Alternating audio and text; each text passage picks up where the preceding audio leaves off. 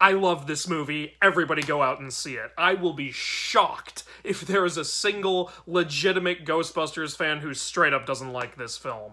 I got more than what I was hoping for when I went into this. It's not perfect, of course. There are issues with it. Now, for those who don't know, I'm going to talk no spoilers, and then I will go into spoilers later after a spoiler warning. Alright, so, no spoilers. Like I just said, I absolutely love this film. Now, a little background on me. I've never been a giant Ghostbusters fan. I know there are some really intense Ghostbusters fan, but, like, I don't own one of the suits or a proton pack or anything. And I think part of the reason for that is I didn't grow up with the film or the cartoon or any of that. Like, obviously, it's an 80s film. I was born in the 90s. I didn't see this film until my teenage years, the first film until my teenage years. And I remember when I saw it, I was like, oh, that was good. That was cool. That was pretty funny. Like, I can see why people like it so much. I like it. So that was my thoughts on it. Yeah, it's cool. It's good and it's funny. Like, I never saw the second film. I do want to. But, like, I heard it wasn't good. And then there was that 2016 film, which I'm so glad I did not watch in theaters because, whoa.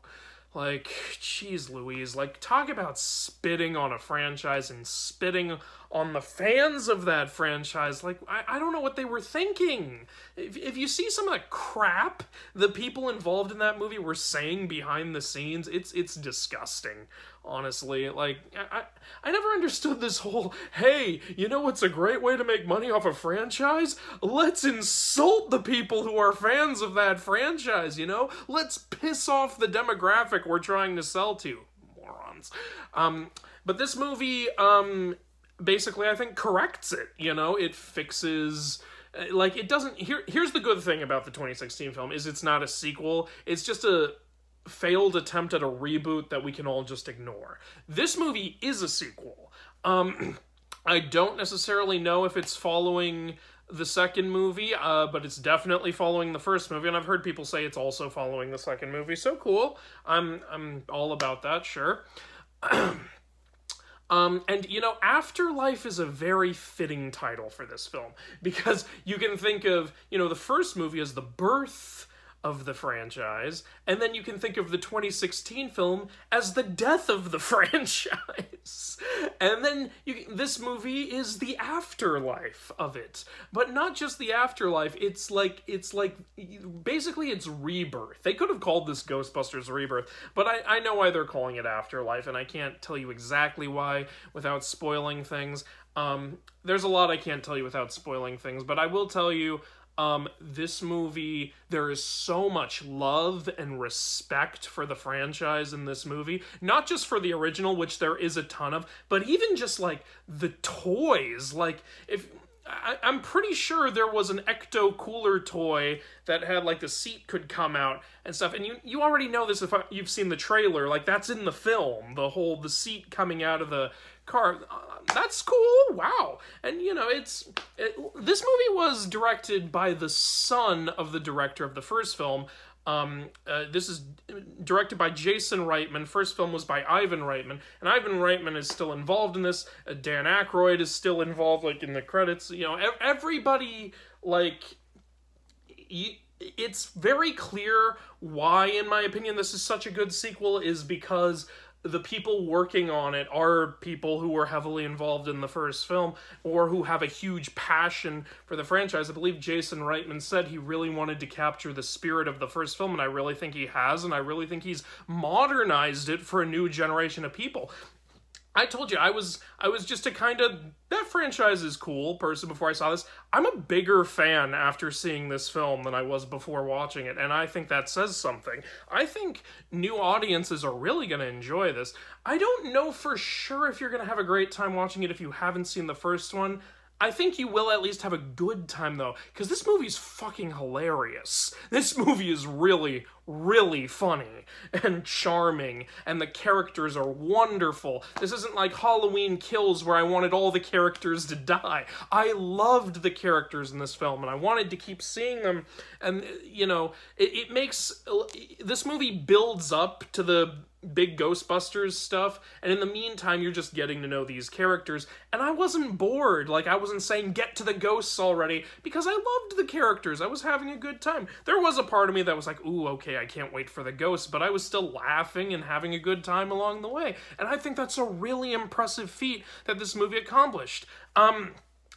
One thing I thought, and I'm sure a lot of other people thought, is I thought that okay, Trevor is the character's name. He's played by the kid who plays Mike in Stranger Things. I actually thought he was supposed to be the main character, and I thought that because of his star power. I thought, oh yeah, he's really hot right now. He's going to be the main character. But he is a main character, but the main character is actually his sister, Phoebe. So this is a female-led Ghostbusters film, and I loved it. And I loved Phoebe.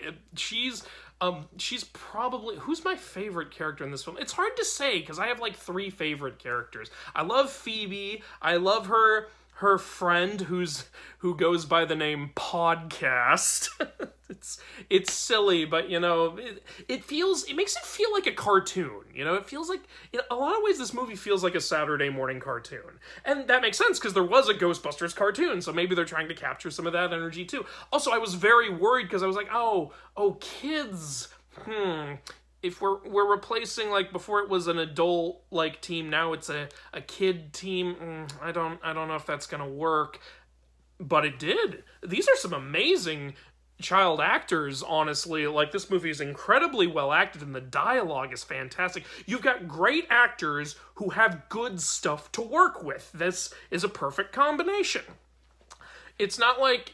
I think one of the things that may have hurt Ghostbusters 2016 is Paul Feig, mainly. I actually don't even fully blame the actresses for that, because Paul Feig is just a complete idiot. If you look at his behind-the-scenes stuff, he's just saying, you know, women are funny, but men are not funny. Men have never been funny. Only women have ever been funny. Then why are you writing the film, you idiot? You're a man. Like, do you think someone with a mindset like that is gonna write a good comedy film? No. Like, you know. So here we have so I'm guessing Paul Feig was thinking, oh, I'll just write whatever and these amazing female comedians will make it funny. And these female comedians probably looked at the script and went, what the hell do we do with this? Like, so, but that's not an issue here. Here you have good writing, you have good directing, and you have good actors. You know, I'm hard-pressed to think of bad things about this film, and that's why I'm very glad to see this film has like a 90-something% by audiences, and I'm very annoyed to see that it has like a 62% from critics, while the 2016 film has like a 70-something... Go to hell. Like... Oh, God. I'll bet a lot of those critics regret those 2016 reviews, though.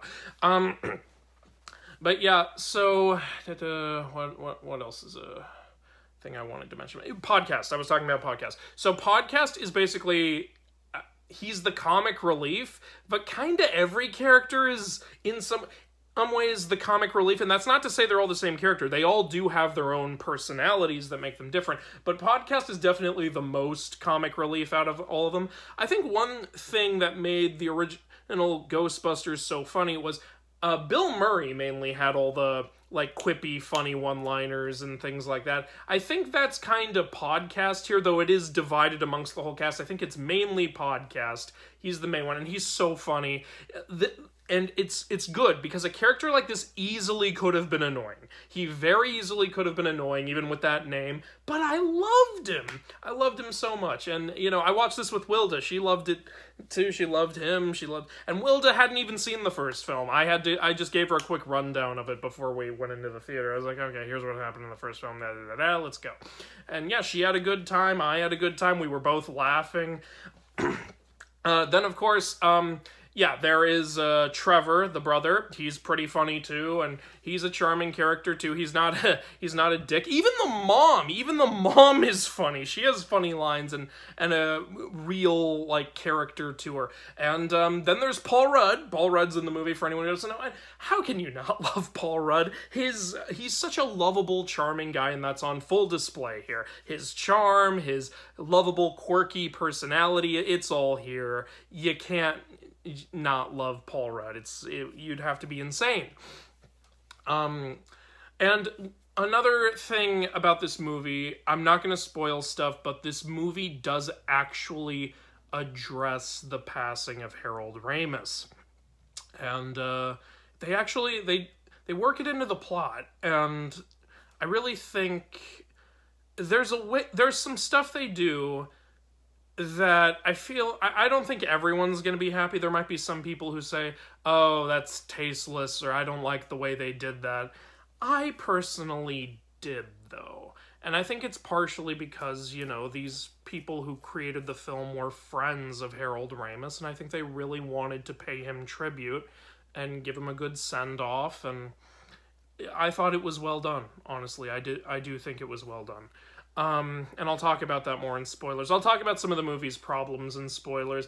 The thing is, I can't really talk about their problems in non-spoilers because it's not like a directing issue or a character issue. There was no character in this movie I hated. Closest would be the sheriff, but I didn't even hate him. He was just a dick. He was just... I don't know why the sheriff was such a kind of a dick with, like, no filter. It was kind of weird. But, yeah... there's some good practical effects in this. There's some ghosts from the first movie in this movie, and if you've seen the trailer, you probably already know who they're gonna be. You know, and I thought they were all done pretty well. I will tell you this, Slimer's not in the film. That's not a spoiler, because it's something that doesn't happen. Slimer is not in the movie. And I was surprised by that. I was like, oh, I thought we were going to get a Slimer scene, but I don't really care. Honestly, I was just surprised he wasn't there, because I know a lot of people love him. Actually, when the movie ended, I heard someone in the audience go, where was Slimer? Like, he said it like, he said, where was Slimer? That made me laugh. I was like, oh yeah, there was no Slimer in the film. Yeah. So, overall... really funny, charming, cool movie. My only one critique I think I can say without spoilers is I wish there had been more ghost action in it, just a bit, and I'll talk about what I mean by that in spoilers, but there is good ghost action in the film.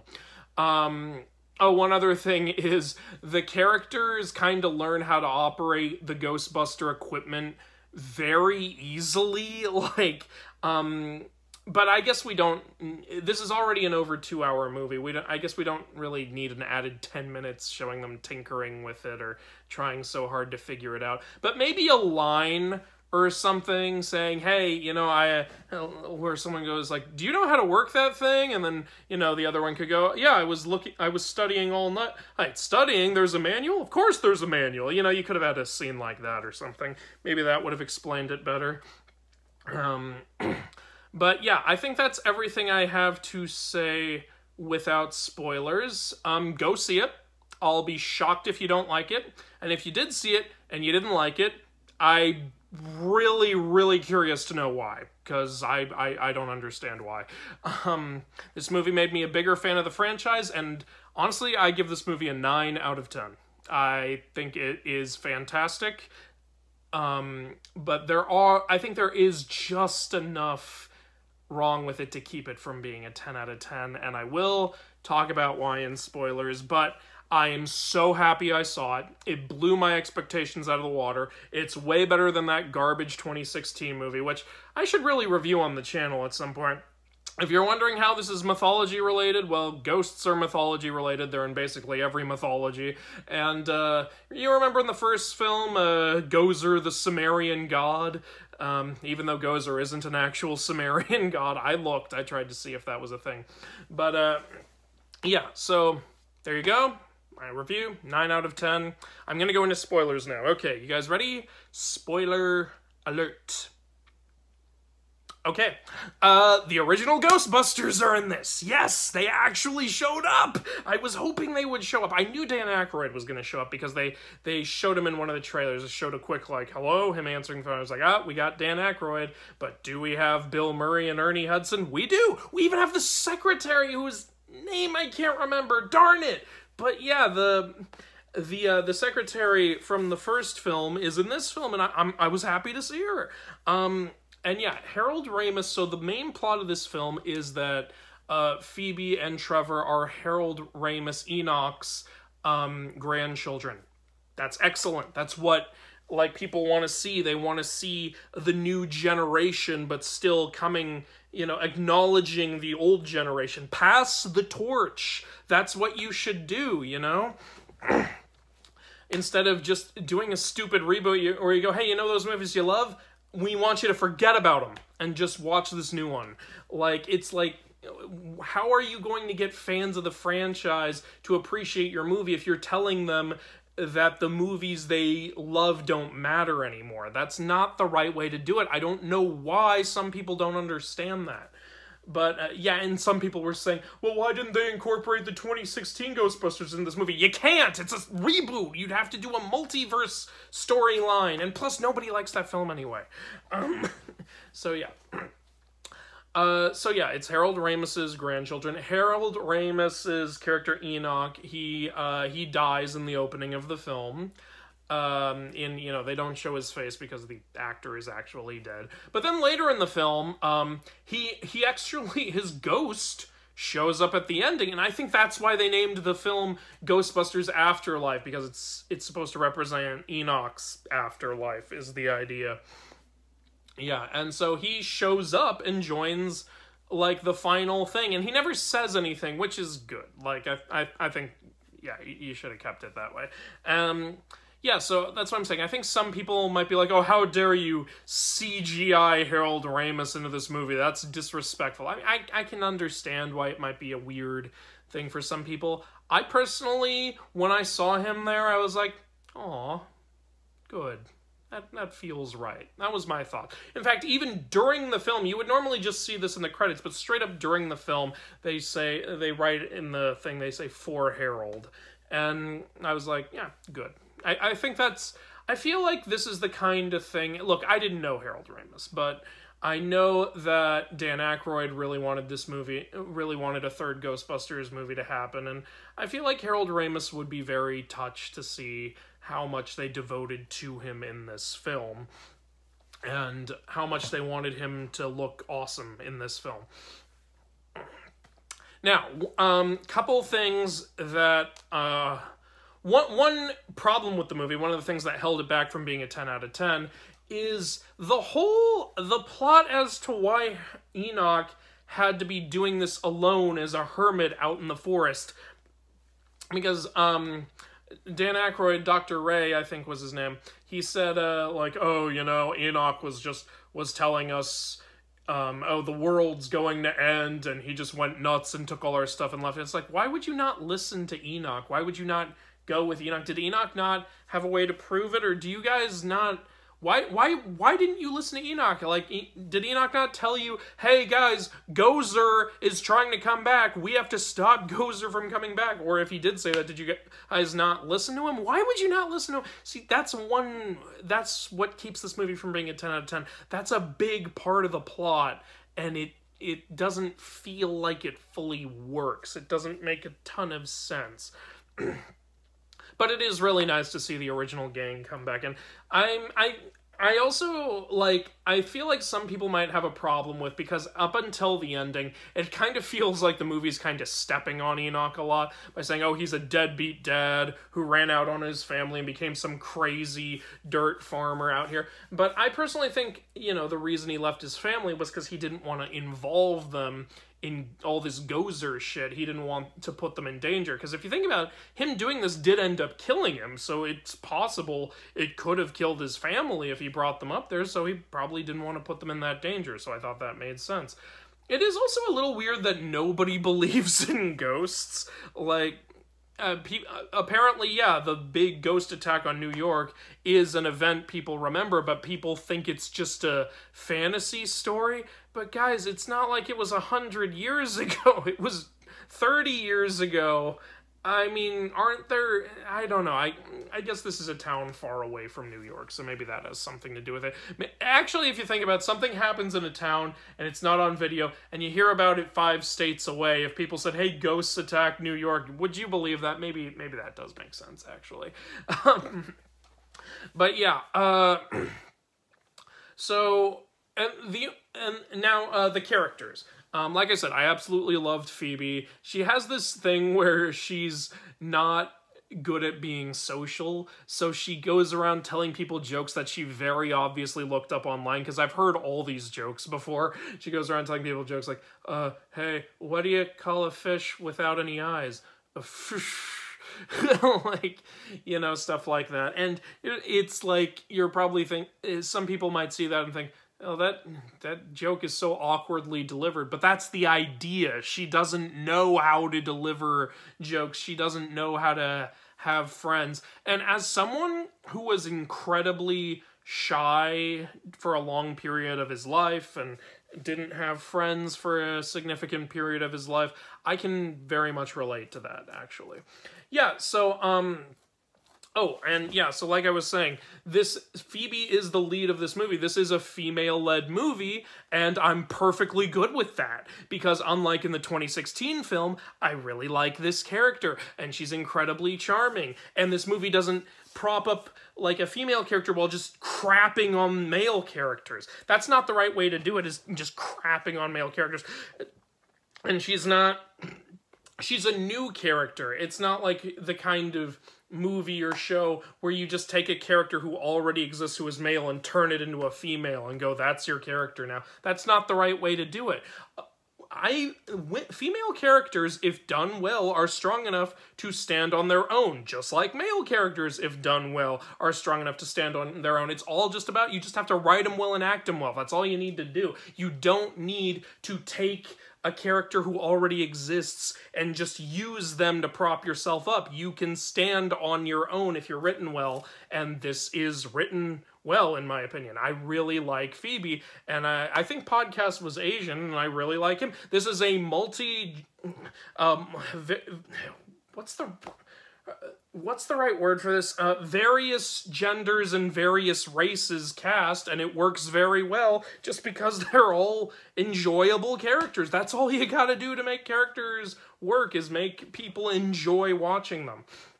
I think of the Ghostbusters team, the one that was the weakest a little bit was the girl Trevor liked. But there was nothing inherently wrong with her. We just didn't get to know her as well as we got to know everybody else. So, like, when she joined the team, I was just like, oh, she's in now.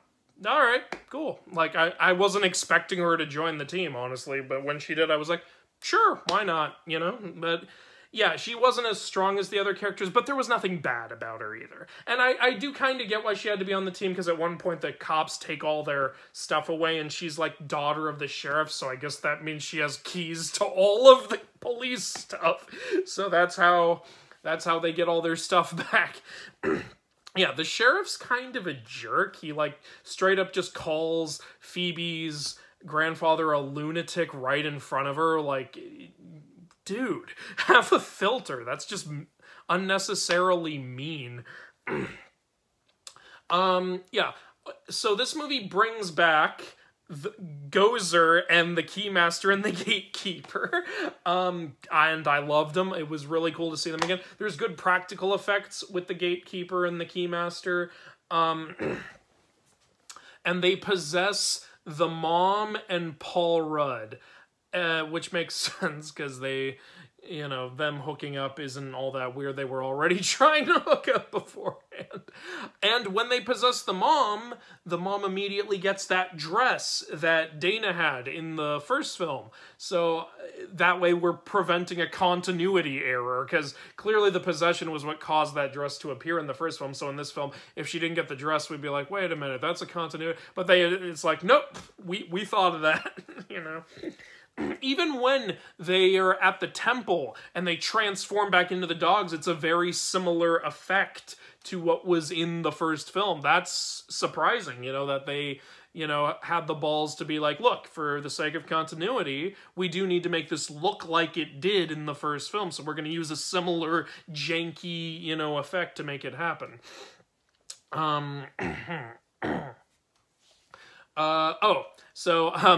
So those are some of the ghosts that reappear, but one other ghost that reappears is Stay Puff, only he's mini Stay Puffs now. Woo! Yeah, we got a whole bunch of itty little Stay Puff marshmallow men showing up, and here's the thing. they're not necessary. You could have completely cut them out of the movie and nothing would have been missed or all that different. But I'm glad they were there. I'm sure some people will be like, oh, these things are just there to be cute. They're just there for the kids or something. But I liked them, honestly. When the little one shows up, it's just like, oh, that's so cute. I like cute stuff, you know, if it's not just, you know, annoying. But yeah, it was cute to see the little guy show up and smile and then immediately fall on his face and then get up and smile again. And then, here's the thing. I feel like the movie is basically saying, hey, did you like that cute moment, huh? Did you like it? Because right after that, all the Stay Puffs start like frying each other and stabbing each other and dying, all with smiles still on their faces and getting crushed, and it's just so insanely enjoyably dark.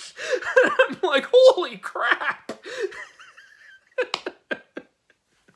I feel like that's a good way of capturing the feel of this movie. It's like kids stuff, but funny and dark also. Like this movie has child actors, but it also has great comedy and some dark shit going on. Like, this movie, like, the 2016 movie just felt like it was doing Scooby-Doo shit, but this movie feels like it's trying to do that good mix of cartoony ghosts and creepy ghosts, of, you know, comedy tone and dark tone that the first film was trying to do. And so, you know, I really feel like it came out really well, honestly. Were there any other problems I had with this film? I don't even know. Oh, yeah, you know what's kind of weird is Trevor he's a pretty darn good driver during one of the action scenes, but they jokingly say, like, while he's driving the Ecto one, they're like, can you drive? No, he can't. He failed his driver's test 3 times. And yeah, that was funny, but then they get in and he drives really well, so it's like, okay, it's like, if you've ever seen the movie 2012, there's a scene where where they need to fly a plane. It's like, can you fly? I've only had one flying lesson. Well, we need you to fly. And he flies like a goddamn champion. You know, it's typical movie trope stuff, but it was still really fun to watch, so I didn't mind that. Yeah, really fun movie. 2 post-credit scenes. Well, mid-credits and post-credits. So if you want to see the whole thing, stay for the whole thing. A lot of, like, the mid-credits scene is a Peter Venkman scene, you know, Bill Murray, with Sigourney Weaver doing the whole electroshock psychic test thing. And then the final post-credit scene is a very nice Ernie Hudson scene. I really like Ernie Hudson, so I'm glad he got some time dedicated to him in that. Apparently he's built this really big, great business, so it's like, I wonder if... And yeah, it's like it seems like he's purchased the old firehouse they used to have. So I'm really interested to see where they're going to go with that. I feel like they're building up a sequel, maybe, possibly. And I'm good with that because I love this film. But also, with the way this film went and finished, the thing is, they could just stop here if they wanted to.